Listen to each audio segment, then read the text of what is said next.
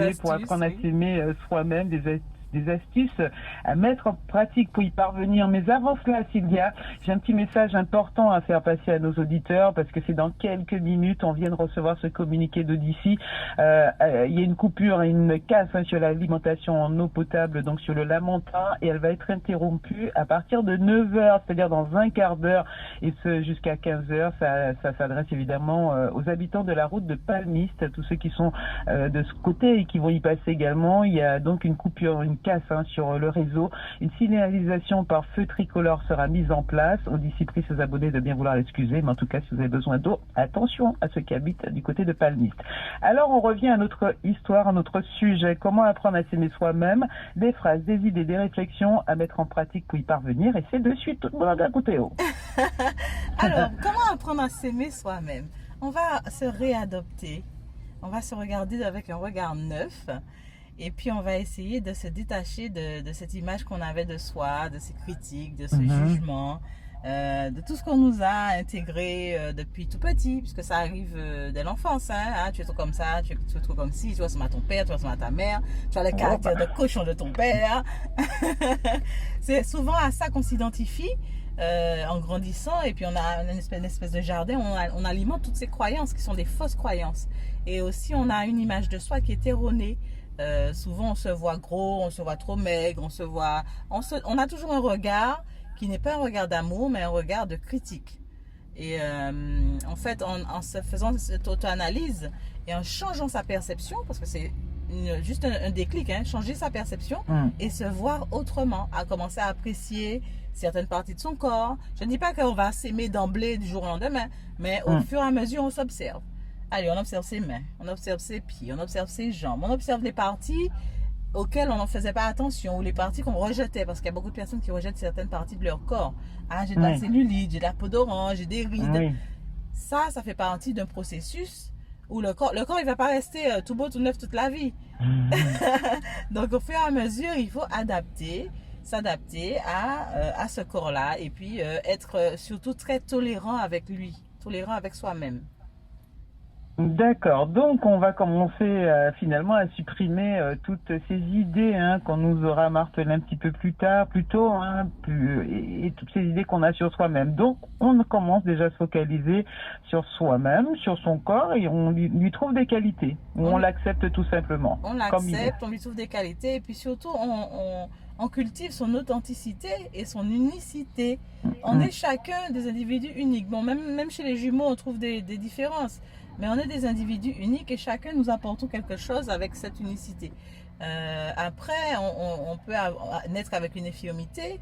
Ça n'empêche qu'on va quand même cultiver cet amour de soi.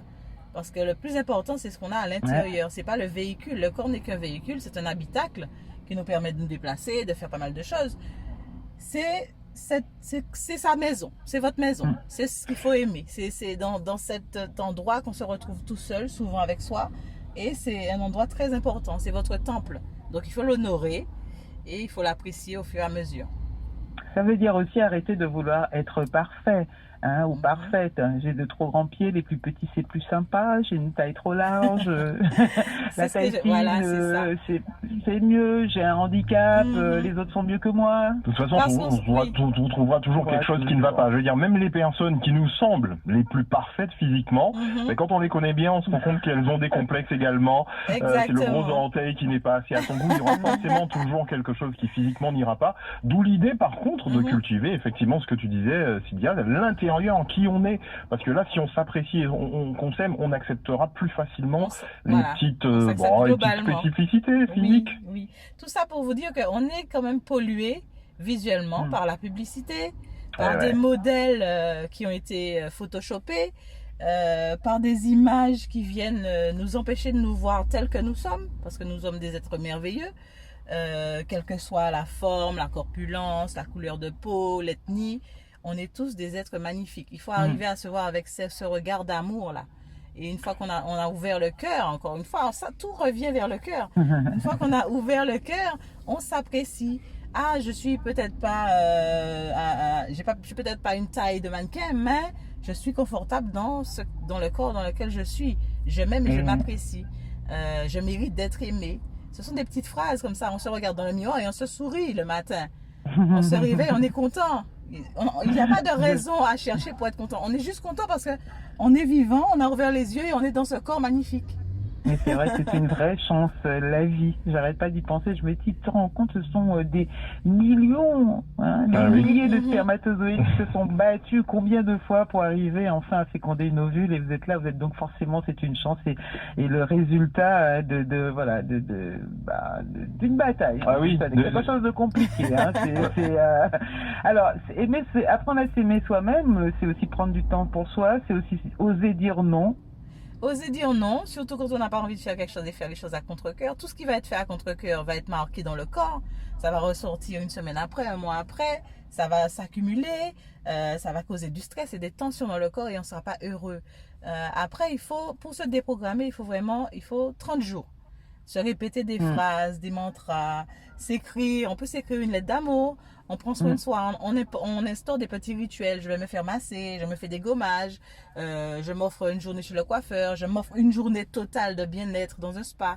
Tout ça, ça fait partie de l'entretien, de l'amour qu'on a, du rapport qu'on a avec soi, avec son corps.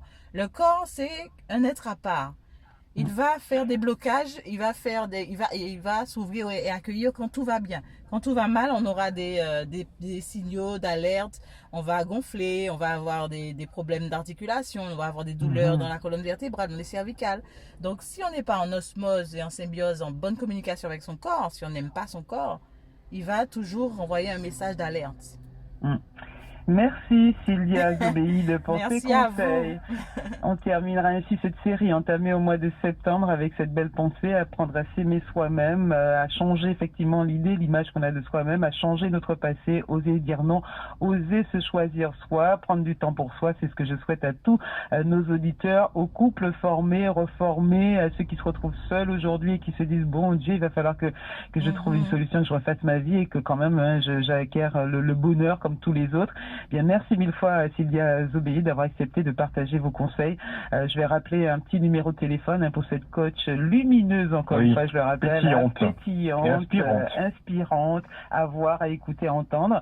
C'est le 06 96 11 67 06 et j'espère que ça lui a fait du bien à elle également d'être avec nous le matin pendant ces quelques semaines. Merci Sylvia, belle journée à vous vous tous qui nous écoutez. Vous restez là, il y a les petites annonces qui arrivent. Il est 8h50.